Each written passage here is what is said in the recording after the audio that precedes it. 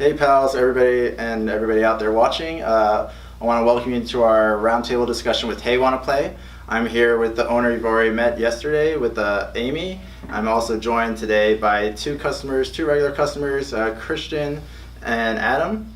I want to thank you guys for taking the time after F&M. I know it's going to be a late night for you guys, but Magic players are usually used to being up late for F&M.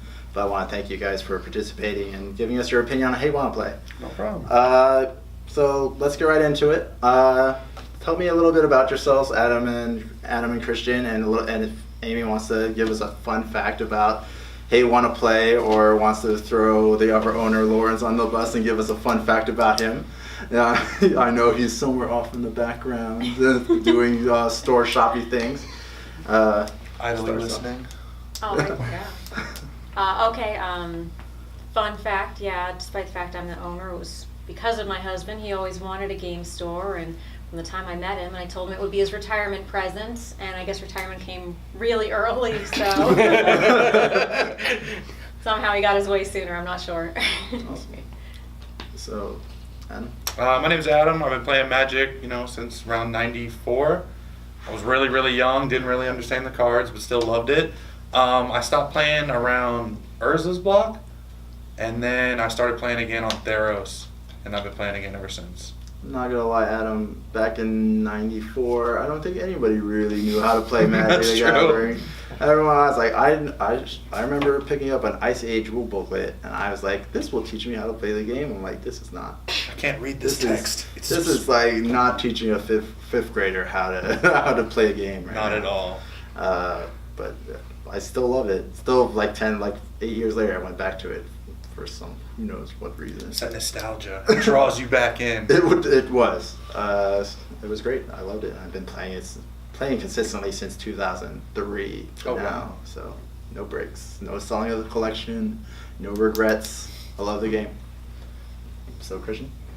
Yeah, I was pretty much in the same. First of all, my name is Christian, by the way, and yeah, I've been playing since almost about the same time. Because I used to think Aaron the Relentless was the best card ever. Yes, from Homeland, yes. Yes, he only had one toughness, but he could regenerate. I mean, come on, and Carrot Keep or whatever, Goblin Keep, Anyway, so I've been playing since about then. I played competitively in Texas, that's where I'm from originally. The highest level I got was Nationals of 2000. Actually, it wasn't here in Wide World of Sports. John Finkel won that time. Oh, yeah. I lost my first round. But it's okay, because then we went to Disney World. Nice. So it was kind of nice. Incidentally, I was also marching with a marching band that same trip. Oh, wow. I tend to keep busy. But I started coming here, I think not that long after the store opened. I live in Miami Beach right now, which is about an hour and a half away. And it's worth it for many different reasons I'm sure we'll tell everybody about. Well, it's not my topic of conversation, but what brings, that's an hour and a half away from Miami in rush hour traffic. If anybody who's a local in Florida right now knows anything about traffic anywhere in West Palm Beach, Broward, Miami, that's a trial. It's a trial to get to any point A to point B. So what made you keep coming back to here? Oh, easily the environment and the people. Yeah. Despite Adam, sorry, because of no, I'm kidding. Really, it's just the friendliest environment to play Magic.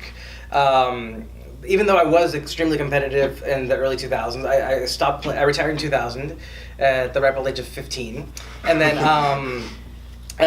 took up the game around 2010, 2011 when I was in the latter part of my medical school when there wasn't as much obligations at the school, frankly. So then I've been moving around. I lived in Ohio at that time. I was playing ultra reality games in Cleveland. Then I moved to DC for a year, and I was playing at this place in Rockville, Maryland. I forget the names. And then finally I moved to Miami. And I played at all the different stores, and the only thing I could realize was I just kept getting a bad taste in my mouth, Kind of like, some bad Cuban food from Calle Ocho, most of it's good, though. But anyway, people that have only been playing for 2 years trying to tell me how to play Magic. You know, and it's like yeah, buddy. You know, I was around when batches were still a thing. You know, Batches. Exactly. So, and the one place where I felt very happy, friendly, and comfortable playing any format, whether it be busting out my legacy deck and playing with a couple of other people here that might have one, or sharing one of mine, or standard events like FNM, it's worth it to me because I play the game to have fun. And that's what I think a lot of people tend to forget, and especially those of us that come back to it later in life. I mean, that's the reason we do it. We do it to enjoy it, and if we're going to enjoy it, we need to be in an atmosphere that's conducive to that kind of positive experience. And in my opinion, there's no better place in Miami or in just the general area to do it than here, and that's why I'm willing to, literally, I got out of the hospital today, like, what, at, 6:15. I drove straight over here for 7 p.m.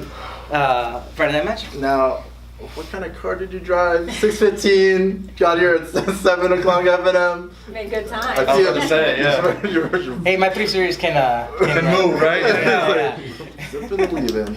Yeah. Well, thank you guys for, once again, thank you for the insight of who you guys are, and thank you for taking this time for the interview.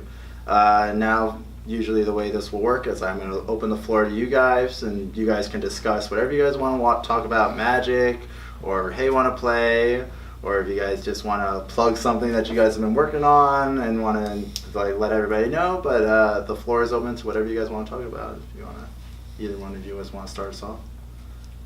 Well, I'd just like to say thank you guys for having, this awesome store to play with.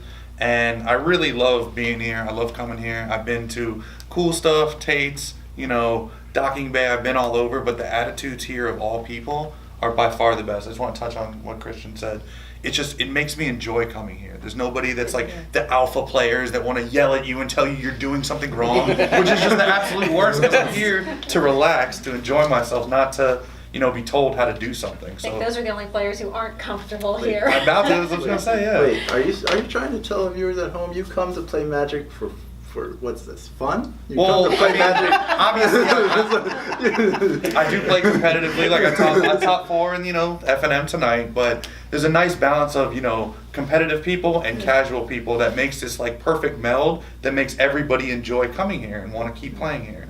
So I want you guys to come here and come play with us. Come win some FNMs. Well, thank you both. That was really nice and very flattering. It's good to hear what we're shooting for is actually what we're getting. The loyalty of awesome players that it's true. They can sit there and actually make new players and returning players feel good too. That's important. That is cool too. I love helping new people. I love helping people build decks. People constantly come up to me here and ask, why do you run this? How do you run this? And I love sharing that information with especially new players. Do you guys usually, you two been coming here pretty often, do you guys bring any new players into the store, or when you see a new player, you try to keep them like, hey, look, keep coming back here, we'll throw you our extra draft chat so you guys can keep coming and build some decks. Do you guys do that? I definitely always throw comments to new players. Like tonight, I gave Cole the silver for partisan, because that's something he's trying to build in his deck, and it's not really a rare I need right now, but it helped him so much that it's just easy for me to, help them out like that. All right. So you guys are building like a pretty tight knit community here. We're trying. Yeah. So has it grown? Does it grow usually? Yes. And like here tonight, I think we had around 15 people. Something like that. And then when I first started coming here, sometimes we'd only get like 4 to 6. So it's definitely, and I've only been coming here for 4 or 5 months. Something like that, and it's just exploded in growth. Yeah. So, and you're getting that consistently, right? Yeah, now, it went consistently. From 8 to now 4. Drafts, modern is probably our weakest area right now because, like we said, we get a lot of new players, so they're not really, got all the expensive cards. But look, I've played for a while, and I don't even want to buy all the expensive cards.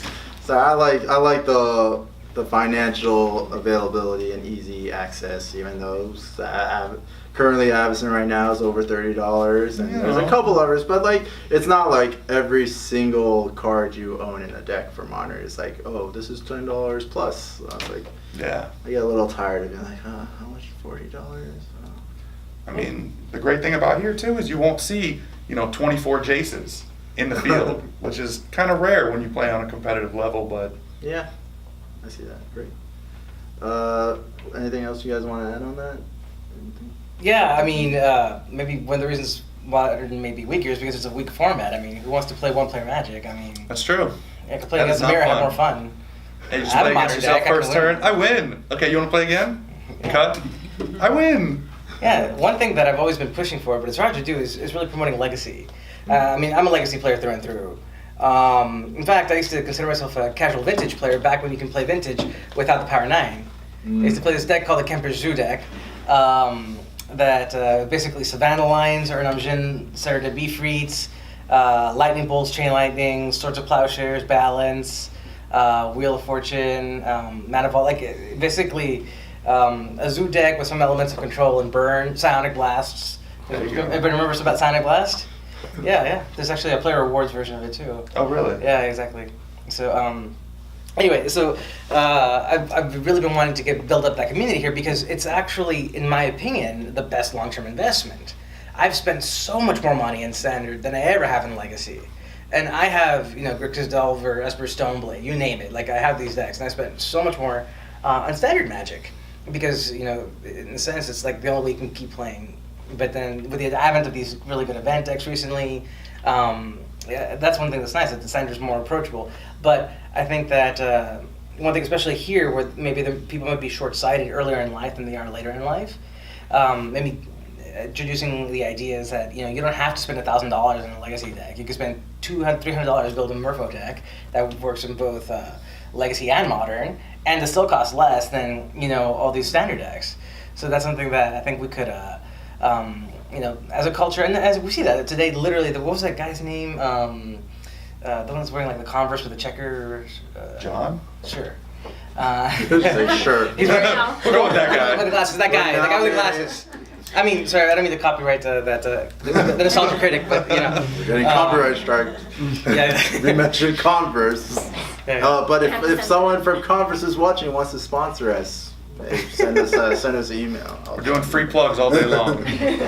But yeah, he came up to me today and said, "Hey, would you mind playing a game of Legacy with me? I don't have any decks though." I said, "Yeah, sure. I always bring 2 or 3 extra decks. Why? Because I trust these guys in my decks. I mean, literally, like I have no problem if somebody's willing to play. Let's go." So we were playing Affinity versus Grixis Delver, and that's probably the first time he ever played like a competitive Legacy match, and he had fun with it. And now he's going to build the deck. Nice. So I mean, lead by example, man. I mean, people say that Legacy players are always jerks. Well, I mean, the people are the jerks, and they just happen to be going to these, other stores a little bit north of here, to Florida Magic. I mean, just because, you don't have to be a jerk to be good at Magic. Play me and we'll see, But I mean, yeah. It's true. And that's why I come here, because be competitive. A lot of and people fun. with the same mentality. Exactly. Awesome. I like how you guys are building a culture that's welcoming on all the, doesn't matter what format you're playing, you're always like, hey, if you want to play Legacy, come here. We have a couple guys. We don't have a huge turnout, but we're trying to promote it. And same with Modern and Standard, obviously, is getting 15 people. We're also getting huge Commander turnouts too. We had a Commander League for a while. That's That was right. kind of Yeah, fun. we did that. And then a lot of people always are just here casually playing Commander. So that's always another format we try to promote here. So, yeah, that's great just to have a welcoming environment because I want to say this Commander has the biggest disparity between the players that are like, look, I'm just playing, I want a casual, relaxing game to I want to play all the Landish Armageddon effects and I don't want anybody to have any permanents but me. And you have those two extremes. And for me, when I came to South Florida back when I got out of the military, it was the biggest shock to me. I was like, oh, I just want to have fun in Commander. I don't build these griefer type decks, and this isn't fun to me. So You can usually tell by which Commander they use. You're like, I'm just not going to play you based on that guy. What about the Fildergriff players? There you go. the sneaky Fildergriff players, those group hug decks. So you don't know which way they're going to go with it. But Same can be said for anybody that offers you free hugs. that's true. Sneaky. Well, we're going to take a break right now. We're going to take a couple minutes. Tomorrow, guys, we're going to do another part 2 of this video segment. and you'll catch the rest of this conversation with Hey Wanna Play when Amy, Adam, and Christian and I will be back to talk more about Hey Wanna Play. See you guys tomorrow. Take it easy, guys.